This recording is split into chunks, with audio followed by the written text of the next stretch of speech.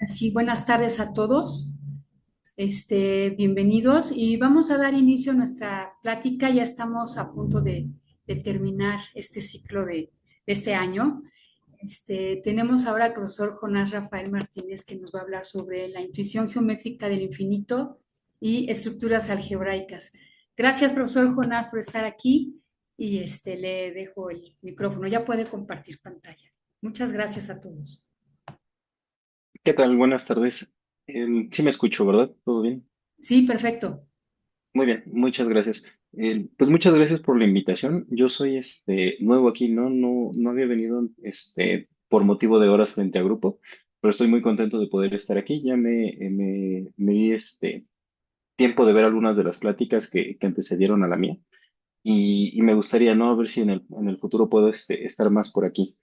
Entonces, agradezco otra vez la invitación. Vamos a empezar. Les comparto la pantalla y les comento más o menos cuál es la motivación, ¿no? De la plática que quiero presentar el día de hoy. Y no nada más de la plática, sino un poquito, algunas cosas, ¿no? Que he estado reflexionando y que he estado intentando preparar para intentar comunicar algunas cosas.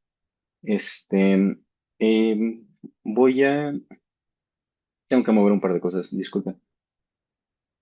Mm,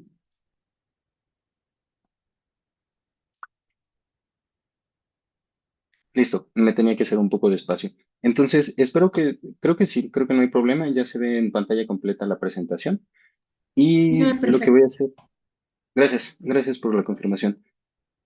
Bueno, entonces de lo que quiero hablarles el día de hoy es un poco de algunas estrategias que yo he estado intentando implementar para desarrollar la intuición geométrica en mis estudiantes, ¿no? De bachillerato, principalmente en estudiantes de área uno.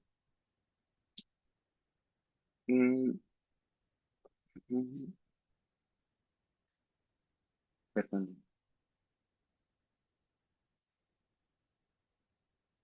Sí, principalmente en estudiantes de área uno.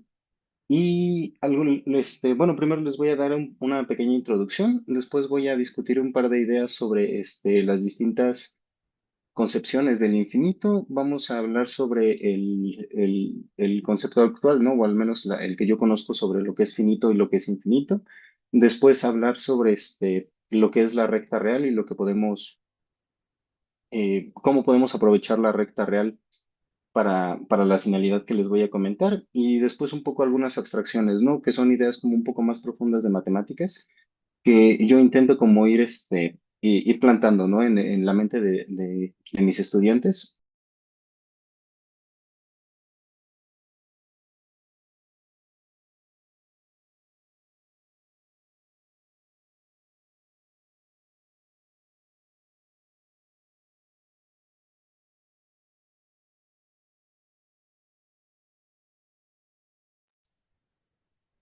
Ya, creo que, bueno, continúo si no hay problema porque me apareció un mensaje de que me habían, apagado el micrófono. No sé si sea pertinente que continúe. Sí, adelante. Ah, muy bien, gracias. Entonces, la idea de esto es como un poco desarrollar la intuición geométrica del infinito para intentar desarrollar un poco de ideas más profundas que probablemente sean de utilidad para el estudiantado cuando lleguen a la carrera universitaria. Y esto es un poco ya cuando llegamos a la parte de los grupos, los semigrupos y algunas aplicaciones y estrategias de las cosas que les voy a comentar. Entonces, la idea o de donde parte esta plática es de una situación que se presentó algún día que estaba frente a grupo y estábamos comentando el siguiente ejemplo, ¿no? Lo que yo pedía a mis estudiantes era que calculáramos el dominio máximo de la función que tiene esta regla de correspondencia. Estuvimos discutiendo algunos problemas sobre las operaciones algebraicas que aparecen en la regla de correspondencia y finalmente llegamos a la conclusión de que se tenía que tomar como dominio máximo el intervalo abierto por ambos lados de cero a infinito.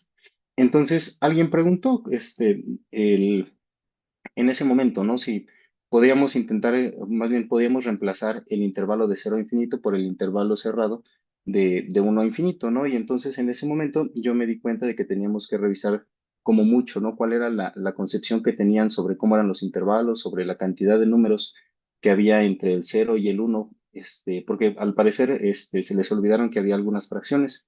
Entonces, a mí lo que me causó, esto lo que me causó fue como preguntarme qué tanta es la intuición que pueden de llegar a desarrollar los estudiantes conforme van aprendiendo cosas sobre la recta real, porque la recta real es una estructura, ¿no? Que se empieza a enseñar o que se estudia desde cuarto año, cuando se ven desigualdades.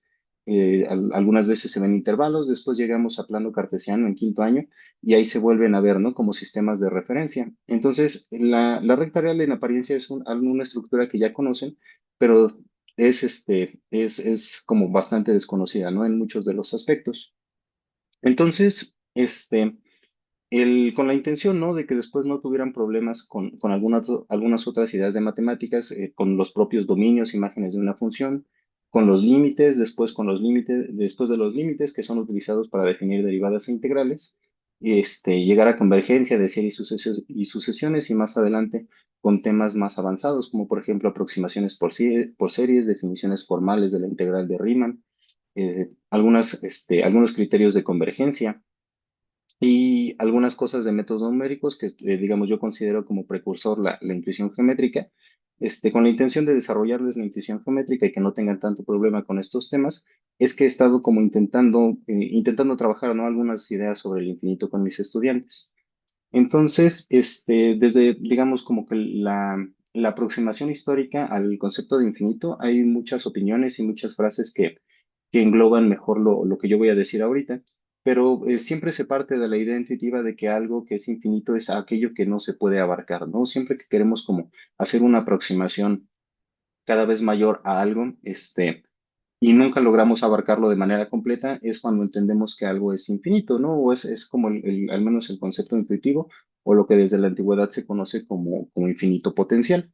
Entonces, algunas cosas o algunas situaciones que llegan a presentarse durante el bachillerato que están involucradas con la idea de infinito potencial es cuando estamos contando números naturales, tenemos la idea de que vamos de uno en uno, 2, 0, 1, 2, 3, 4, 5 y así sucesivamente y nunca terminamos de contar. Entonces, aquello que no terminamos de contar debe ser infinito. También cuando estamos en quinto año, partimos de la idea, incluso con los axiomas de Euclides, que dicen que todas las rectas se pueden extender en uno u otro sentido según sea necesario, pues también estamos hablando como una idea de infinito potencial, ¿no? De que las líneas rectas son infinitas en el sentido de que siempre es posible extenderlas. Aquí está como un poquito lo que les comentaba sobre ir contando sobre extender líneas rectas. Y otra cosa que también es como bien importante es esta parte de, a la hora de esbozar una gráfica, cuando estoy haciendo un ejercicio de manera, digamos, de manera detallada frente a pizarrón, siempre soy enfático con mis estudiantes en el hecho de que cuando hacemos el esbozo de una gráfica, lo que estamos haciendo es aproximaciones, ¿no? De lo que sería la gráfica real en principio, porque nunca vamos a poder hacer un dibujo entero, un dibujo completo de cómo se vería la curva completa, un poquito pensando en el mismo sentido que las líneas rectas. Porque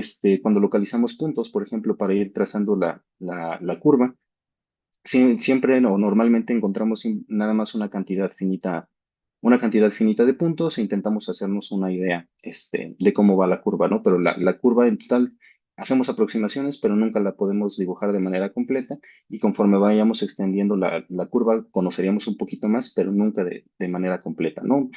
A lo mejor es suficiente para algunos temas, pero queda pendiente.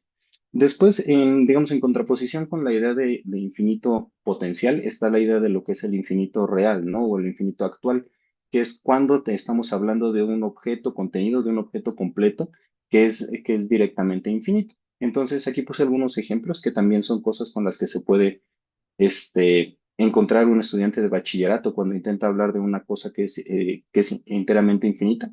Por ejemplo, la descripción de un conjunto infinito por comprensión, es decir, mediante una propiedad que defina los elementos que están en el conjunto, como hace rato pasaba, ¿no? Con los intervalos, que es la abreviatura de la descripción de un conjunto, y son colecciones infinitas, ¿no? De números. Entonces, es un momento en el que podemos hablar de que tenemos de manera compacta o de manera directamente descrita una cosa infinita. Después tenemos los puntos que están en un segmento rectilíneo, la totalidad de los puntos que están entre los extremos, pues también es una cantidad infinita de cosas.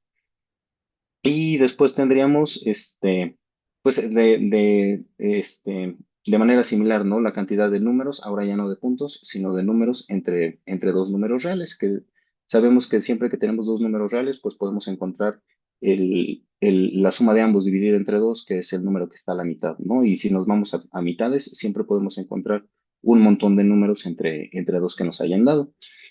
Bueno, entonces estas son como aproximaciones del infinito o ideas o las veces que el estudiantado puede toparse con ideas del infinito durante su desarrollo y que van generando en ellos o en ellas una serie de intuición, ¿no? De qué es lo que tendrían que considerar como infinito. Y entonces llegamos a la parte de qué es en realidad finito o infinito.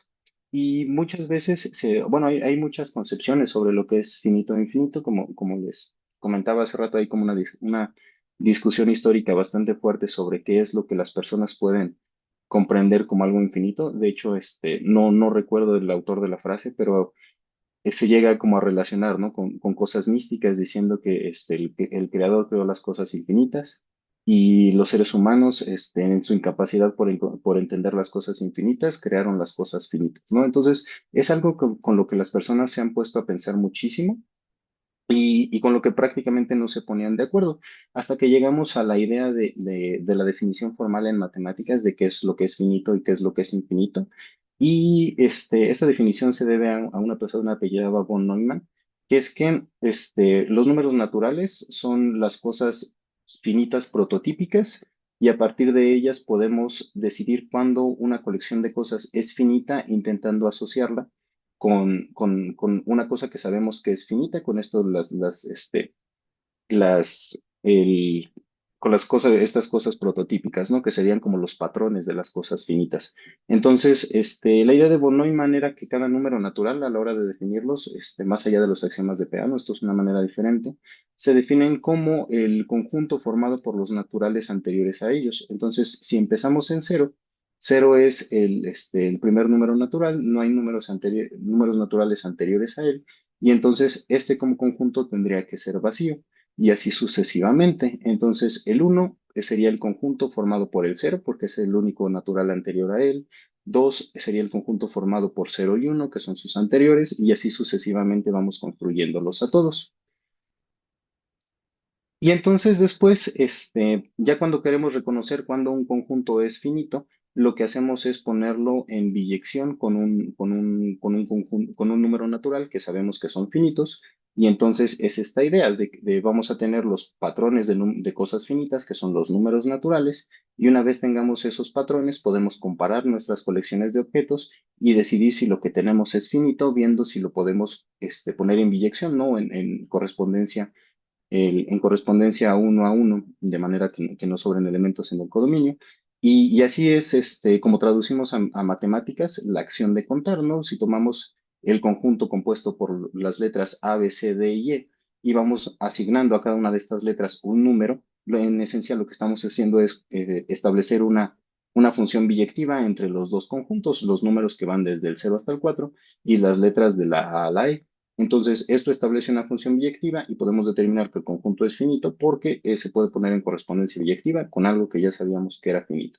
Entonces, esta es una digamos, de las definiciones de finitud más utilizadas actualmente. Es al menos la que se enseña cuando se enseña teoría de conjuntos en la facultad. Y entonces vamos a trabajar un poquito con ella. Esta idea encierra un poco la concepción del infinito potencial, por el hecho de que podemos decidir que un conjunto no va a ser finito o va a ser infinito cuando no lo podemos contar. Eso es lo que dice acá arriba, ¿no? Lo infinito es simplemente aquello que no es finito, es decir, lo que no puede terminar de contarse o lo que no puede ponerse en biyección con un número natural. Y entonces el propio conjunto de números naturales es una cosa que no podemos terminar de contar y, y como tal sería un conjunto infinito. Y también, por ejemplo, el conjunto de pares, el conjunto de impares son conjuntos infinitos, porque si vamos de uno en uno contando y asignándoles un número natural, nunca terminamos de contar. Entonces, estos como tales también son conjuntos infinitos bajo la definición que acabo de manejar.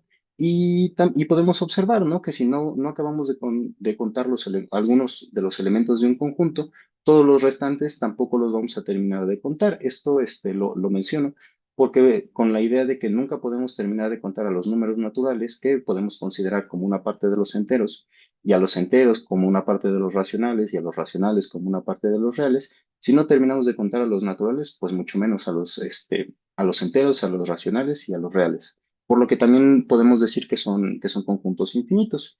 Y el conjunto de números irracionales, la diferencia entre el conjunto de números racionales y el conjunto de números reales, ahorita lo tratamos, ¿no? Este lo voy a abordar desde otro momento. Pero bueno, entonces, esta es la idea de finitud contra infinitud, que es simplemente contar, ¿no? Y asociar con funciones biyectivas. Y ahora pasamos a la parte a la parte de la recta real, ¿no? Que es la oportunidad que yo vi para poder generar intuición geométrica a partir de ella, porque conjunta las dos ideas, la idea de infinito potencial y la idea de infinito actual o de un infinito que podemos delimitar. Entonces, la construcción es sencilla. Simplemente se toma una línea recta, a uno de los puntos de esa línea recta se le asigna el número cero a una distancia decidida o identificada como la unidad, y en el sentido positivo ubicamos al uno, en el sentido contrario ubicamos al menos uno, y de manera proporcional a estas unidades vamos localizando a todos los demás números. Entonces, después, yo presento a mis estudiantes a la recta real como una representación útil del conjunto de números naturales, ¿no? En el programa de Matemáticas 4 se presenta al conjunto de los números reales en el título de la unidad donde se aborda como la colección de todos aquellos números que están pensados para contar, para medir y para comparar. Y es una descripción que a mí me gusta mucho, ¿no? Porque habla un poco sobre cuál fue la necesidad o se fueron extendiendo los conjuntos numéricos que conocemos con el fin de poder dar sentido, ¿no? A las necesidades que se iban presentando después de que nada más queríamos contar, ya cuando queríamos medir, cuando queríamos comparar, por ejemplo, cantidades positivas y negativas, es cuando se empieza a hablar del conjunto de números reales.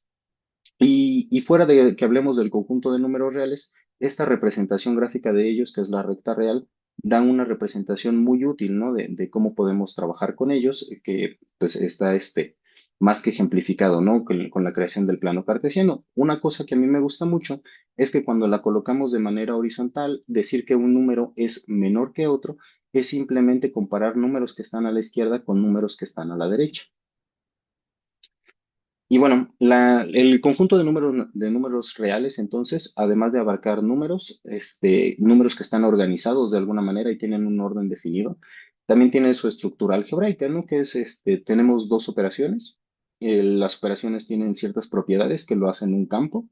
Y este campo, porque hay otras estructuras en las que también se pueden definir operaciones, pero que no tienen la propiedad definitoria, ¿no? Del conjunto de números reales, que es que el conjunto de números reales, aparte de ser un campo, es una cosa completa en el sentido de que no teníamos hoyos. En hoyos en la representación, que era la recta real. Y muchas veces se comparan, ¿no? Con colocar a los números racionales también dentro de una recta, pero al hacerlo quedan los huecos de los números irracionales.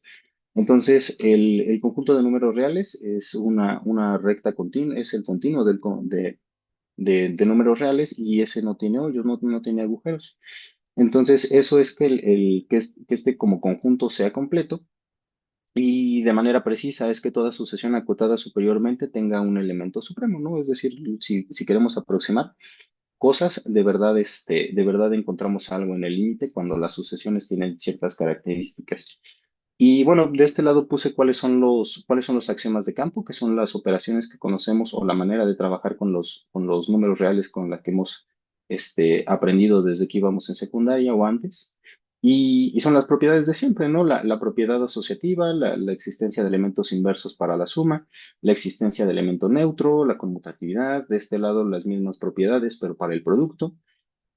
Y finalmente la distributividad que enlaza el producto con la suma, ¿no? Este, bueno, aquí siguiendo con todas las propiedades que tienen tanto geométricas como algebraicas la recta real, es que podemos enlazar la geometría con la geometría dada por por el orden. con las operaciones, con las operaciones geométricas aquí definidas, ¿no? Entonces, estas son propiedades conocidas sobre los números reales, que es que cuando tenemos dos números y estos se relacionan mediante esta desigualdad, que A es A es menor que B, entonces al sumar cualquier número a ambos lados, sea este positivo o negativo, mantenemos la desigualdad. Y si consideramos números positivos, entonces podemos escalar tanto A como B por el número C y seguimos manteniendo la desigualdad, ¿no? Esto es que las operaciones son compatibles con el orden que está definido en la recta de números reales. Y entonces el campo, además de ser completo, es una estructura ordenada, ¿no? Es lo que se conoce como un campo ordenado. Y entonces, como siguiendo con un poco las estructuras geométricas, lo que dentro de la recta de números reales tenemos muchas otras estructuras geométricas más simples.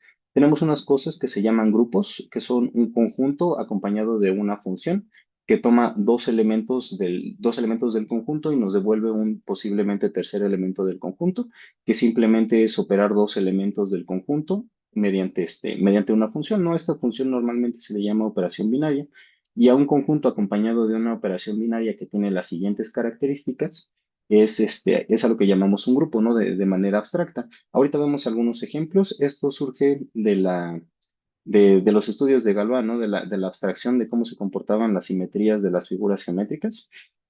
Y a grandes rasgos son las mismas propiedades que tenía dichas acá atrás, ya sea para la suma o para el producto, pero escritas de manera abstracta, ¿no? Que es la operación, para la operación es lo mismo operar primero a G con H y después el resultado operarlo con K.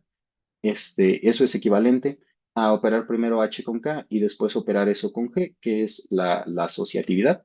Acá adelante está dicho, ¿no? Si cambiamos nuestra notación, en lugar de aplicar la función a una pareja de elementos, nada más a interpretarlo como una operación, entonces operar G con H se convierte en multiplicar G por H y esto es y en las propiedades que estaban acá atrás escritas de manera abstracta, como en términos de funciones, se traducen simplemente en las otras propiedades de las que habíamos estado hablando que tenían los números reales, ¿no?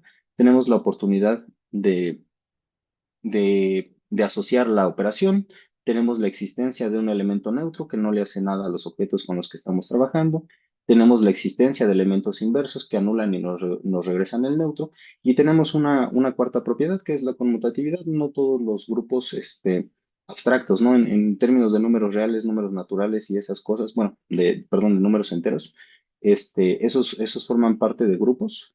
Y entonces ahí sí hay conmutatividad, ¿no? Pero de manera abstracta no siempre hay, de manera abstracta, no siempre hay conmutatividad. Aquí les puse algunos ejemplos.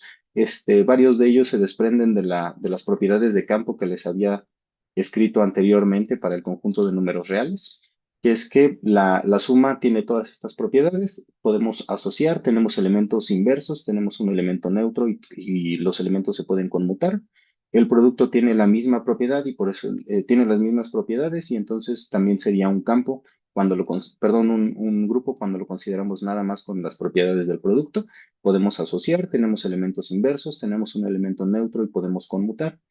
Entonces, algunos ejemplos de estructuras algebraicas que hacen que tienen la bondad de satisfacer estas propiedades son los números reales con la suma, los números reales menos el cero, porque se anula todo con el producto, los números racionales con la suma, los números racionales con el producto, y cuando queremos ya intentar ver si los números racionales también servirían como como el modelo de un grupo con la suma o con el producto, pues nos vamos a enterar que no, porque perdón, los números irracionales, al operarse entre ellos, pueden no cumplir una propiedad que no está anotada aquí, pero que digamos es intuitiva, que es la propiedad de la cerradura, que nos dice que cuando operamos dos números en un conjunto, el resultado tiene que volver a caer en el conjunto. Y esto también es una oportunidad de poder trabajar estas ideas con nuestros estudiantes, ¿no? Nuestras estudiantes. Porque cuando estamos trabajando con algunas funciones, hay funciones que nada más trabajan sobre números enteros, que hacen operaciones adecuadas y nos devuelven siempre números enteros, ¿no? Cuando queremos obtener la imagen de una función.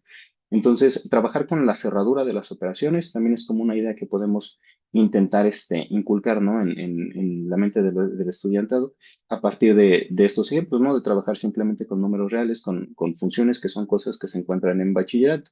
Entonces, por ejemplo, al restar pi con pi, bueno, el que sería sumar el inverso de pi a pi menos pi, obtenemos cero, que ya no es un número irracional, ¿no? Ese es el ejemplo sencillo de que esa operación hace que las cosas se salgan del conjunto con el que estamos trabajando.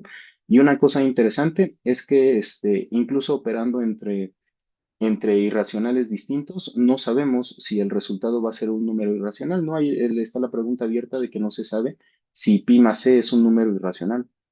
Y ya es nada más una curiosidad, ¿no? Ya platicar de eso se nos va a salir del motivo de la plática. Entonces, los irracionales no son un ejemplo de un grupo con la suma porque la operación no es cerrada. Los enteros es el ejemplo del grupo prototípico, ¿no? Siempre que se quiere empezar a hablar de grupos o de estructuras algebraicas, empezamos a trabajar con los enteros. Los enteros sí, con la suma sí forman un grupo, pero con el producto no, aunque les quitemos el cero, porque estos no tienen inversos multiplicativos. Eso es ya cuando pasamos a los racionales y logramos un campo. Y el conjunto de números naturales con la suma tampoco es un grupo, porque este no tiene inversos para la suma. Entonces, estos son algunos ejemplos y no ejemplos de las estructuras algebraicas que conocemos, con las operaciones y su abstracción, que son los grupos, ¿no? Que es quedarnos nada más con un conjunto y dotarlo con una operación. Como les mencionaba hace rato, esto surge un poquito de aplicar funciones que van a ser transformaciones rígidas a polígonos, y el ejemplo en abstracto sería el que está presentado aquí al final, que es que cuando ustedes tienen la familia de funciones del conjunto A en el conjunto B, la composición de funciones tiene las propiedades de un grupo, ¿no? Cuando ustedes quieren operar con funciones, tienen la propiedad asociativa, que es que no importa cómo compongan funciones, va a dar lo mismo componer primero H con G y después K con el resultado, que al componer primero K con H y después el resultado con G. Entonces, la composición es un ejemplo de una operación en un conjunto que ya no es numérico, que cumple la propiedad de la asociatividad. Tenemos un elemento neutro, que sería la función identidad. Y para la existencia de inversos, tendríamos que restringirnos a funciones biyectivas, ¿no? Para poder encontrar inversos a las funciones con las que estamos trabajando. Entonces, este es como el ejemplo base, ¿no? De dónde sale la idea de lo que es un grupo algebraico. Y, y ya después tenemos como algunas otras estructuras más simples, como veíamos hace rato, los campos tenían dos operaciones y un montón de propiedades. Los grupos ya nada más tienen una operación, pero todavía tienen bastantes propiedades. Y después tenemos lo que son los semigrupos, que es como lo más básico que se le puede pedir a la operación dentro de un conjunto para que tenga cierta estructura, ¿no? Lo único que se le pide aquí a la operación para que esto se llame un semigrupo es que la operación sea asociativa, que tengamos un elemento neutro ya no siempre es requerido, depende de las aplicaciones que estemos haciendo, y que la operación sea conmutativa tampoco es a fuerzas requerido, ¿no? Entonces, esto es un semigrupo, y el ejemplo prototípico de lo que es un semigrupo es el conjunto de números naturales, ¿no? Porque operar números naturales con números naturales mediante la suma siempre nos va a dar un número natural, y podemos sumarlos como queramos, ¿no? Cuando tengamos más de dos. Entonces cumple la propiedad asociativa y es cerrado bajo la operación que le estamos dando. Entonces, los números naturales es lo que se conoce como un semigrupo. Y este es como la, el momento en el que se van a empezar a relacionar las dos cosas. Déjenme cambiar un poquito la pantalla por, por un pizarrón. Muy bien. Entonces, la idea surge de lo siguiente. Tenemos la recta real. Eso quedó bastante mal. Entonces, tenemos la recta real. Dentro de la recta real tenemos el cero, que es a partir de donde vamos a construir todo. Y aquí dentro de la recta real tenemos todas las estructuras algebraicas con las debilitaciones de las propiedades que les he estado comentando. Entonces, tenemos, por ejemplo, al cero, que es parte de los números enteros. Así los dibujo. Tengo el -1, el -2. y así sucesivamente hacia el lado izquierdo. Y del otro lado tengo el 1, tengo el 2, tengo el 3, tengo el 4, y entonces aquí inmerso en la recta real tengo la estructura de grupo de los números enteros.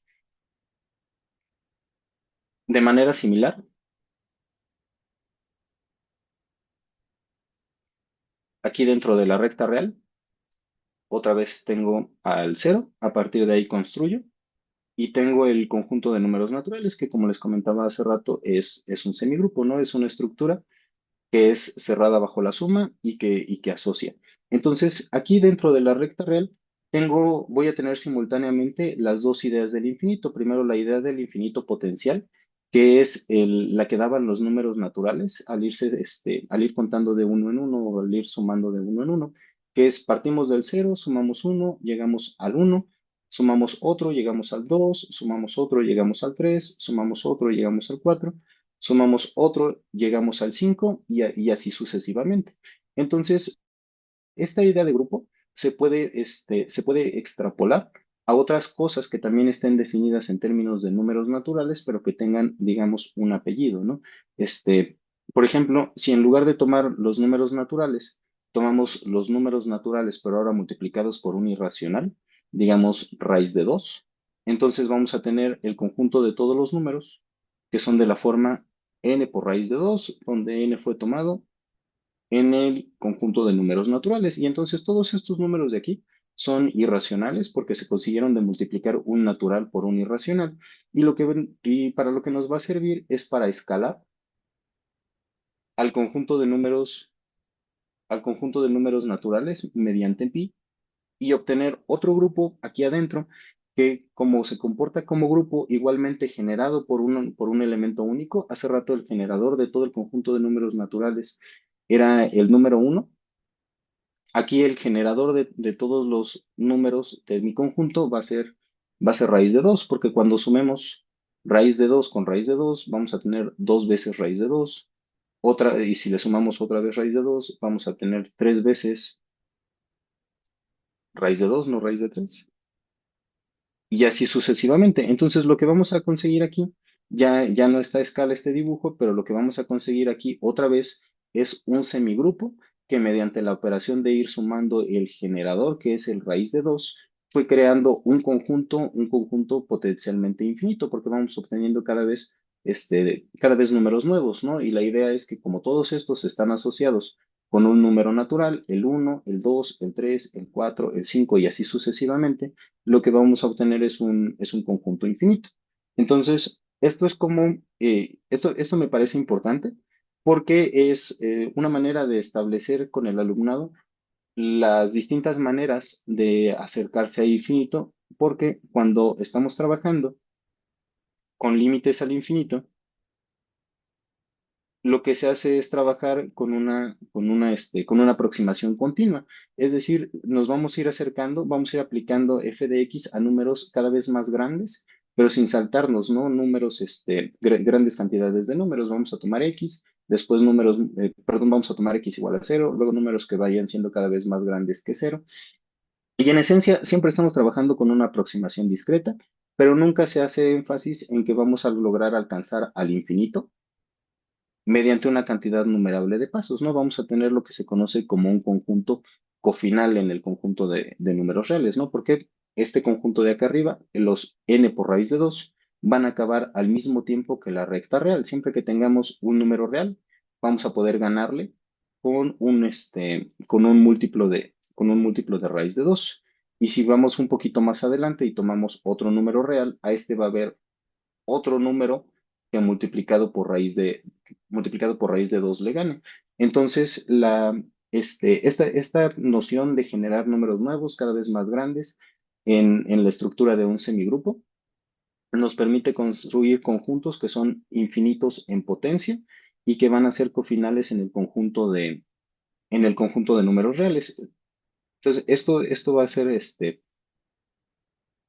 ser importante, ¿no? En unos momentos. Entonces, tenemos la Aquí tenemos los ejemplos, tenemos la idea de semigrupo y lo que les acabo de contar hace un momento, ¿no? De ir generando cosas nuevas o grupos a partir de un grupo que ya teníamos o de semigrupos que ya teníamos, es a lo que se le conoce como la idea de lo que es un homomorfismo, ¿no? Que es cuando nosotros tenemos dos estructuras con su operación, estas son un conjunto con su operación algebraica, otro conjunto con su propia operación algebraica.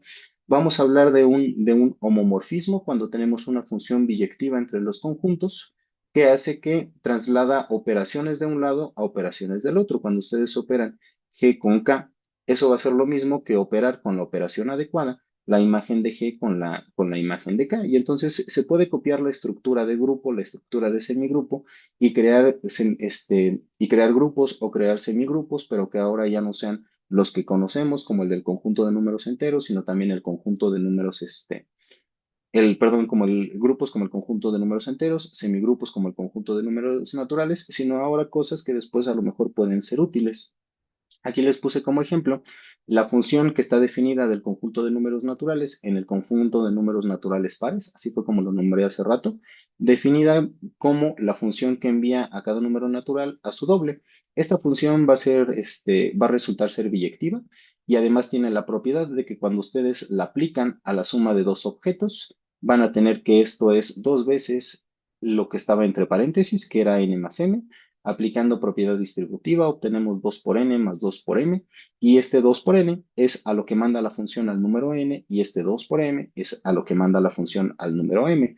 Entonces, esto de aquí es un ejemplo de cómo podemos pasar de la estructura de semigrupo del conjunto de números naturales a dotar de una estructura de semigrupo al conjunto de números pares, ¿no? Y también se puede extender al conjunto, si aquí ponemos en lugar del conjunto de números naturales, el conjunto de números enteros, podríamos ir ahora al conjunto de números enteros pares, ¿no? Y entonces, como los enteros eran un grupo, ya lo que copiamos no es nada más la estructura de semigrupo, sino toda la estructura de grupo.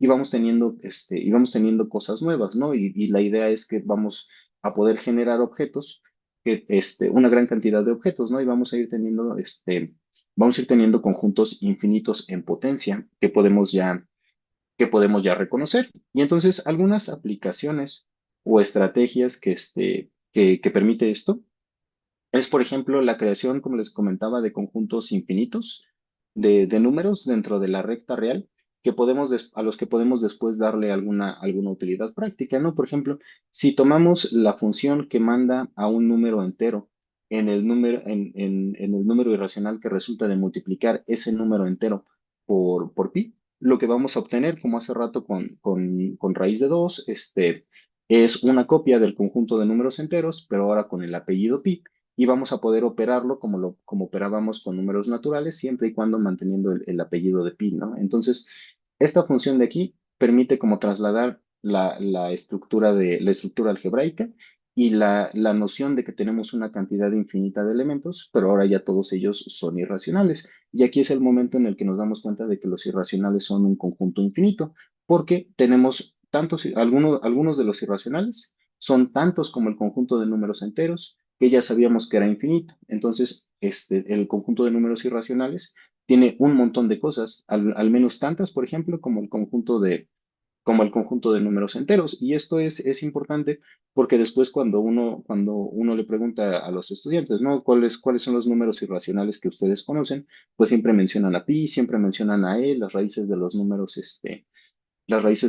naturales, a veces conocen hasta pi, pero son los únicos cuatro o cinco que pueden ubicar dentro de la recta real, cuando la recta real está tanto llena de números racionales como de números irracionales. Y entonces esto como que les vuela un poquito la cabeza, ¿no? Cuando uno se los comenta y cuando encuentran irracionales por todos lados, e incluso se ponen a jugar, ¿no? A buscar irracionales y me preguntan.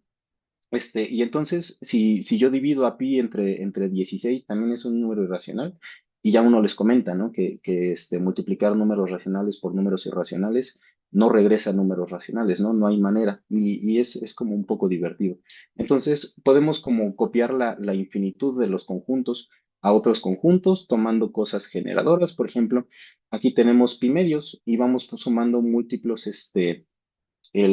pares de pi y vamos entonces a generar otro conjunto infinito formado por irracionales.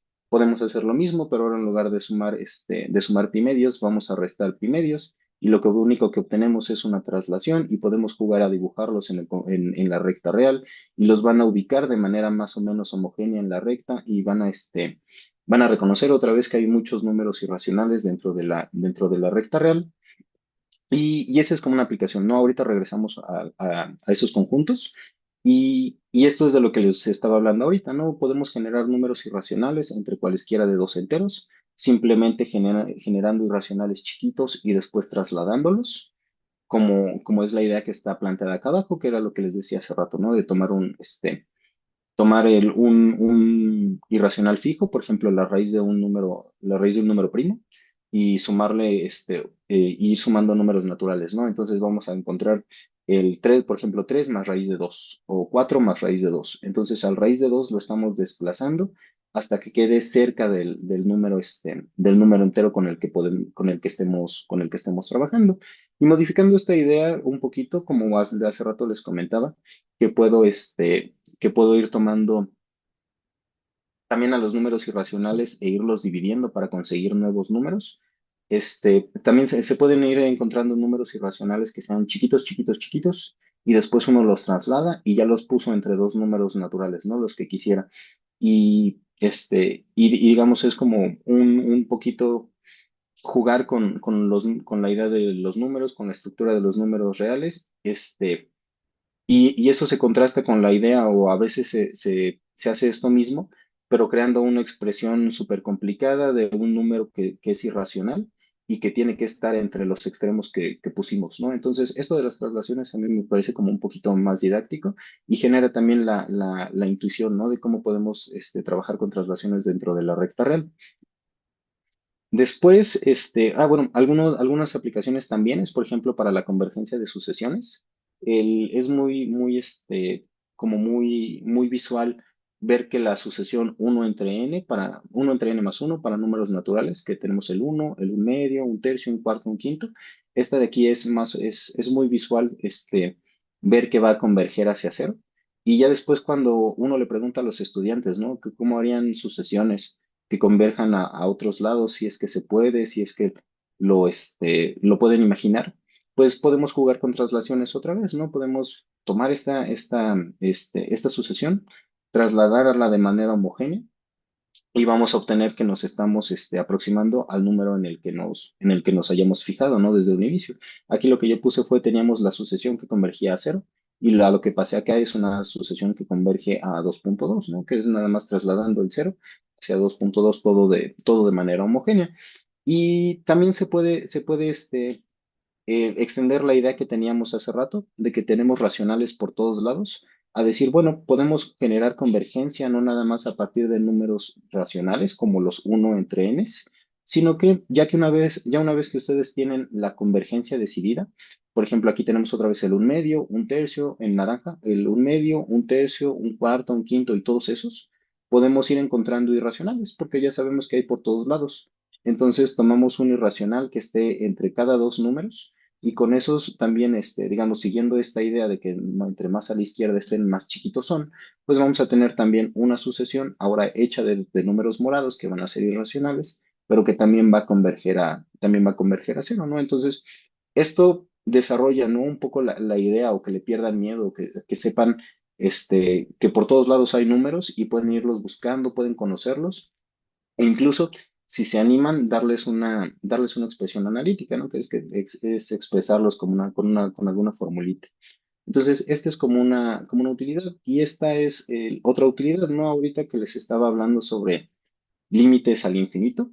La manera usual de trabajar con límites al infinito es otra vez tomar la aproximación continua de que la x se vaya aproximando de manera homogénea hacia infinito, es decir, x va creciendo de manera arbitraria, pero podemos tomar conjuntos cofinales que se vayan acercando hacia infinito y irnos aproximando mediante saltos a infinitos, no de manera discreta, no de manera continua.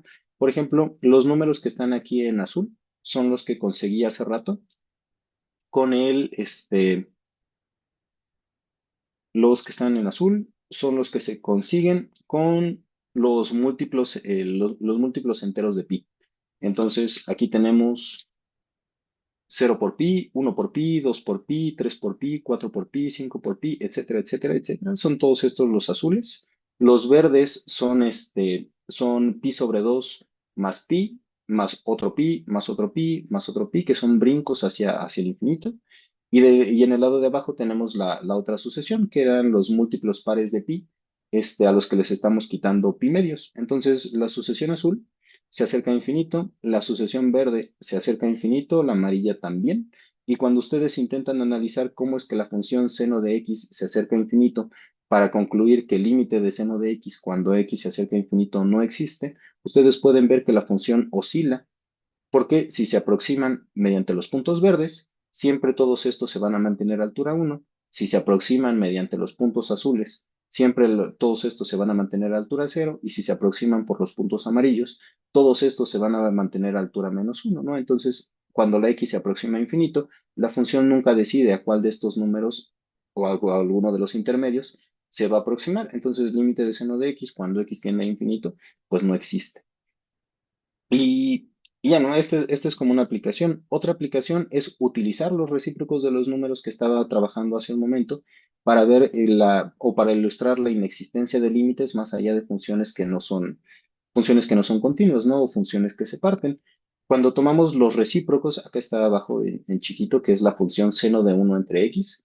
Cuando vamos tomando x sobre los conjuntos que estaban definidos acá arriba con colores, los puntos verdes, los puntos azules, los puntos amarillos, y tomamos los recíprocos de esos puntos, entonces los uno entre el número azul, el número verde o el número amarillo, van a generar en lugar de una sucesión, los recíprocos generan en lugar de una sucesión que se aproxima a infinito, pues una sucesión que se aproxima a cero. Y a la hora de evaluar seno de x, pues también o nos va a dar uno, o nos va a dar cero, o nos va a dar -1. Y eso va a permitir concluir que a pesar de que la función no es discontinua, digamos, no es discontinua de manera abrupta, la función no se parte, todas estas líneas sí se van aproximando, digamos, de manera más homogénea. Al final el límite no se consigue, ¿no? Porque la función oscila demasiado. Entonces, esa es como otra manera ahora de estudiar límites.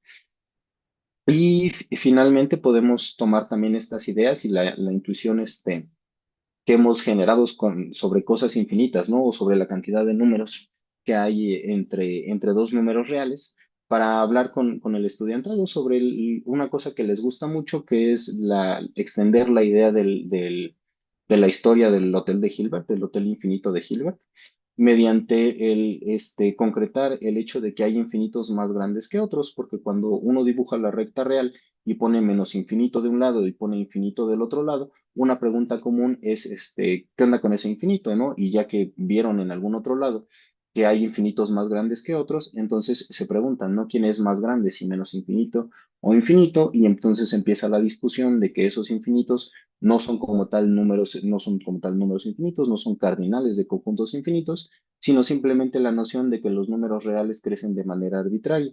Y entonces se puede concretar un poco la idea de que hay infinitos más grandes que otros con la idea original del argumento diagonal de Cantor, ¿no? Que es, vamos a ver, ya con la idea que teníamos hace rato, de que un conjunto es infinito cuando no se puede terminar de contar.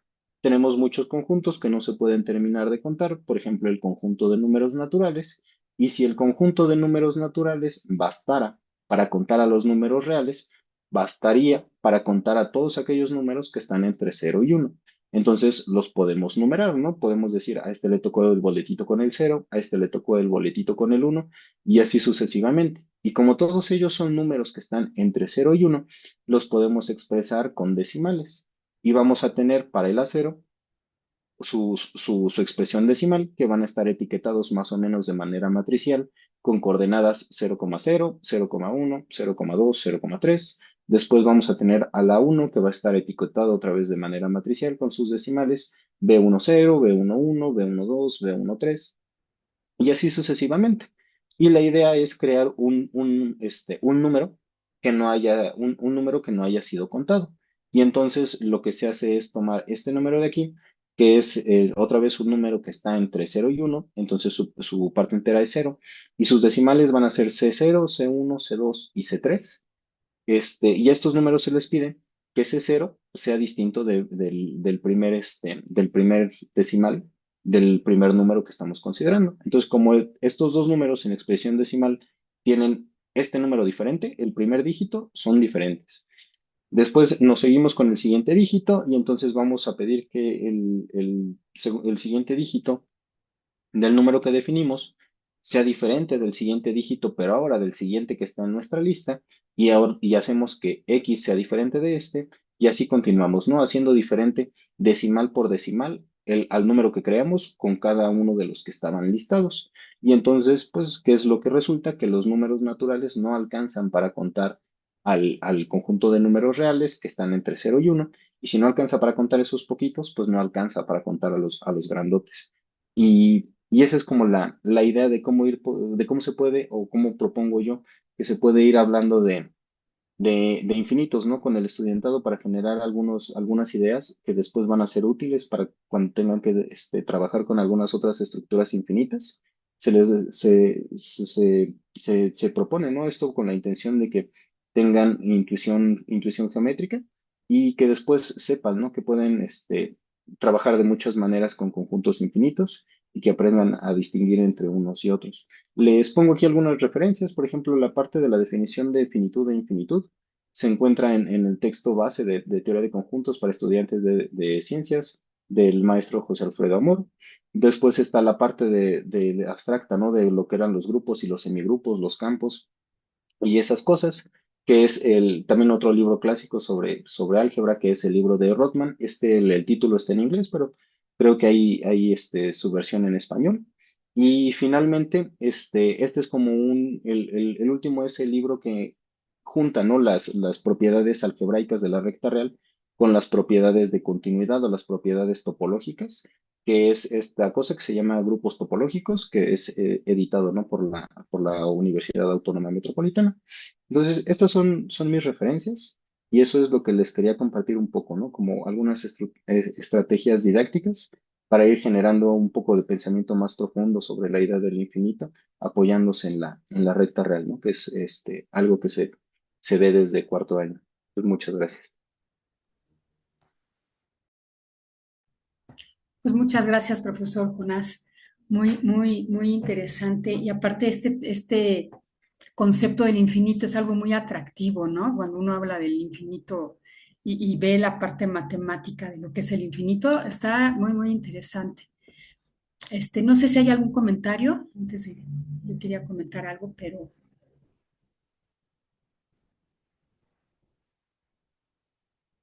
hay un libro, se lo recomiendo, un cuento de Jorge Luis Borges. A Borges le llamaba mucho la atención el concepto de infinito.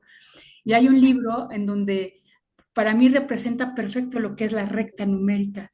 Se llama El libro de arena. Se lo recomiendo. Es un cuentito chiquitito. Yo con eso empezaba a darles clase a los alumnos sobre el infinito. Les ponía a leer el cuento y como para tener el concepto infinito. Pero esta parte matemática está muy, muy interesante. Y el hecho de inventar nuevos números, como dices, también eso suena muy atractivo. No sé si haya más comentarios en el chat. La maestra Silvia dice muchas gracias por su presentación, profesor. ¿Alguien más? ¿Algún otro comentario? Yo sí quiero hacer un comentario. ¿Sí me escuchan? Sí, sí, sí, ¿Sí? Ok. Que efectivamente esta idea del infinito yo creo que se puede, Jonás nos comentaba que lo hace o les platica a los alumnos de área uno, pero bueno, para recordar que también en el programa de área 4 pues, hay un tema, ¿no? Que es del infinito, y entonces yo creo que sí, también se puede platicar con los alumnos y, y abordar pues estas formas, como a lo mejor uno lo podría ver algo complicado. Yo me acordé mucho de mis clases de geometría, de álgebra moderna de la facultad, ¿no? Y que en ese entonces se me Sí, hacía así bien complicado, pero yo creo que esa forma en la que Jonás nos comentaba, por ejemplo, cómo pensarlo en la propiedad de la cerradura, cómo em, con ejemplos que ellos mismos pueden pensar y ejemplos muy sencillos, ¿no? Pueden, mm, pues, pues sí, abordar estos temas, estos conceptos, estas ideas en matemáticas. Yo creo que sí es posible, ¿no? Hacerlo. Claro. Em, y, pues bueno, muchas gracias, Jonás, por aceptar esta invitación. Y pues yo también espero que, como lo dijiste al principio, no sea la primera vez que estás con nosotros, Sí, que puedas compartirnos más cosas. Gracias. claro que sí. Sí, muchas gracias. Sí, efectivamente, Gracias, perdón por la interrupción, nada no, más rápido. adelante. Gracias por los comentarios. A mí, me entusiasma mucho, ¿no? La idea de poder, como usted comentaba, tomar cosas que en apariencia sean complicadas, y a lo mejor no me salen, ¿no? Pero cosas que en apariencia sean complicadas e intentar, bajarlas un poquito como para intentar divulgarlo. Eso a mí me entusiasma mucho, ¿no? Y que en bachillerato hay alumnos y alumnas que son muy, muy receptivos. Pues muchas gracias otra vez por la invitación. Esto fue mi propuesta y gracias a las personas que me pusieron los comentarios, ¿no? Lo aprecio mucho. Sí, sí, lo que comentas de esta, explicar cosas complicadas, por ejemplo, los irracionales, ¿no? Este, que la gente dice, "Pues son números raros esos, o sea, pi, y ya, son raros, pero poder crear otros números irracionales, eso estuvo muy, muy bonito, muchas gracias, muy, muy interesante. Y sí, lo que comentabas, Leti, de el concepto del infinito en área 4, yo daba clases en área 4 y empezaba con este cuento de Borges, ¿no? Y platicábamos del infinito en el arte. Digo, en algún momento organizamos una mesa redonda en donde invité al profesor de filosofía, a la maestra de arte, al profesor de geografía, y el tema era el infinito. Entonces, este concepto de infinito, ¿cómo lo puedes abordar desde diferentes partes, ¿no? Entonces, sí, me hiciste recordar muchas cosas. Muchas gracias, profesor Jonás. Como dice Leti, también las clases de álgebra moderna. Muchas gracias. Pues por el momento creo que ya, no sé si haya más comentarios. En el chat hay más comentarios. Te dan las gracias por recordar estos temas difíciles, hacerlos fáciles. Gracias por exponer este tema interesante sobre el infinito. Excelente presentación. Más agradecimientos. Me preguntan el libro. Es un cuentito, una colección de libros de Borges. El libro se llama El libro de arena y el cuento se llama El libro de arena. Dentro de este libro del libro de arena vienen varios cuentos chiquitos de Borges. Pero pueden buscar en internet el libro de arena y ahí aparece el cuento. Es chiquitito. Se los recomiendo mucho. El profesor Gabriel dice las propiedades del grupo como el de olores de jabón. Como, no sé si nos Sí, puedes sí, decir, es Gabriel. que Adelante. luego para mencionar las propiedades de los que cumplen para que sea grupo, les menciono como los olores de jabón. Por ejemplo, el olor a rosas, hay un antirrosas para quitarse el olor a rosas. Y también hay un jabón neutro donde no tiene olor. Y entonces así voy metiéndoles las ideas de esas propiedades de grupo, ¿no? Sí, está interesante buscar caminitos en cómo explicarles eso de una manera más sencilla. Me gustó su presentación de... Gracias, Jonas. Sí, muchas gracias. Gracias, Gabriel. Interesante los jabones. Muchas gracias, gracias a todos. Pues creo que es todo, y profesor Jonás, realmente tome en cuenta las palabras de Leti, queda invitadísimo aquí está un espacio para compartir. Muchas gracias a todos y espero verlos dentro de 8 días.